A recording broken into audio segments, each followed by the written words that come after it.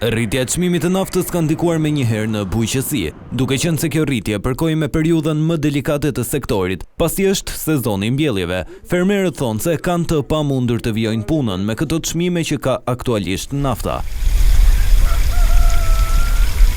Ndryshe nga vitet e kaluara, ku karburanti ishte më i lirë dhe thuajse të gjithë banorët e këtij fshati e punonin tokën, këtë fillim pranvere është bllokuar i gjithë procesi. Çmimi i naftës është ngritur shumë shpejt, edhe në kohë që i duhet bujqësisë, traktori, nafta, se pa naftë nuk punojnë ata. Ngritja e naftës na ka ngushtuar shumë. Arsye se bujqësia ka ngel mrapa me ngritjen e naftës. Me 2000 lekë, 2000 lekë një kilolitër naftë nuk punohet dot. Bashkë ngrit me periudhën e mbjelljeve, të jonxhave, të misrit, vjen e korrje bajt, ngrit bashkë në periudhën që nuk ka ku shkel më shumë më. Është që në momentin kur është kulmi i punimeve për bujqësinë. Jashtëtorët janë gjithë fik.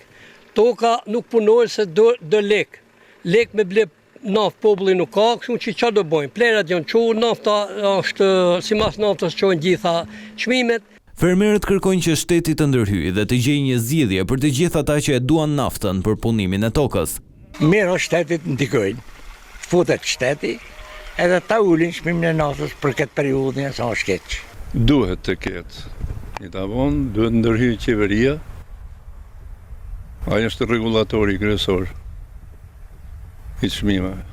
Shohim mos dushala vetë partia që është në pushtet, kryeministri Edi Rama, ndër unanimo pak me këtë. Do të ketë një çmim tavon siç e ka Kosova, siç e ka Maqedonia, siç e ka gjithë vendet e ballkonit perëndimor. Shtrenjtimi i naftës vjen në një kohë kur fermerët po përballen edhe me rritjen e çmimit të inputeve bujqësore.